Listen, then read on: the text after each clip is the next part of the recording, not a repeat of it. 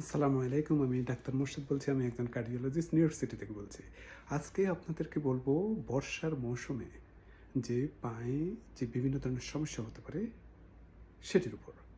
তো এটির সাথে, সাথে একটু ছোট্ট স্মৃতির কথা বলবো। আমরা যখন ছোটবেলায় আ দেখেছি বর্ষা মানেই হচ্ছে যে এক ধরনের আনন্দ। আমরা খালি পেয়ে দৌড়িয়েছি, খালি পেটে হেঁটেছি, বর্ষার আ ভিজা পানির মধ্যে বল খেলেছি, অনেক আনন্দ করেছি। আ কিন্তু আ একটা জিনিস আপনাকে খেয়াল করতে হবে, যাতে এই বর্ষার সময় কিন্তু আপনার পায়ে অনেক ধরনের ইনফেকশন হওয়ার সম্ভাবনা থাকে। আমাদের আমেরিকাতে আমরা খালি পায়ে হাঁটি না এবং সম্ভাবনা এবং এখানে তেমন একটা বর্ষা দেখাও যায় না। কিন্তু বাংলাদেশের প্রেক্ষাপটে অনেক সময় আ এই এই পরিবেশটা আমরা দেখতে পাই। তো আম বিশেষ করে যাদের ডায়াবেটিস আছে তাদের ক্ষেত্রে খেয়াল রাখতে হবে।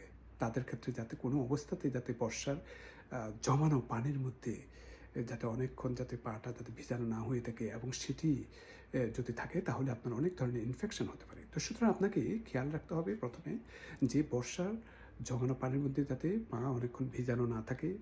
এরপরে আপনার এই ধরনের যদি হয়ে থাকে তাহলে পাকে অবশ্যই আ শুকিয়ে ফেলতে হবে। ভালো করে শুকিয়ে ফেলতে হবে।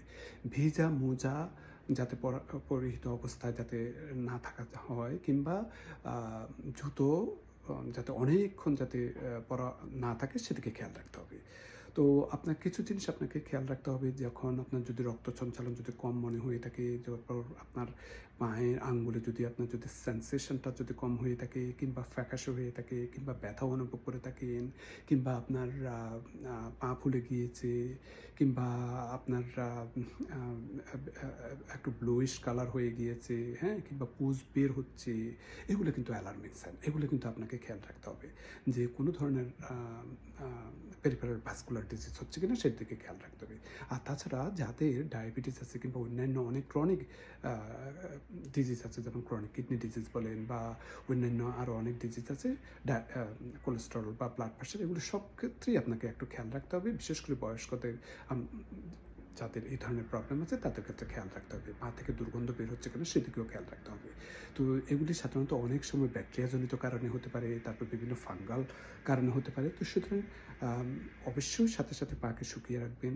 কোনো অবস্থাতে ভিজানো রাখা যাবে না এবং এই বর্ষাতে যদি অ্যান্টি-ফাঙ্গাল বা অ্যান্টিব্যাকটেরিয়া জাতীয় ওষুধ যদি প্রয়োজন হয়ে থাকে সেটি আপনি ডাক্তারের পরামর্শ অনুযায়ী আপনি নিতে ভুলবেন না। তো আজকে এই পর্যন্ত। Thank you.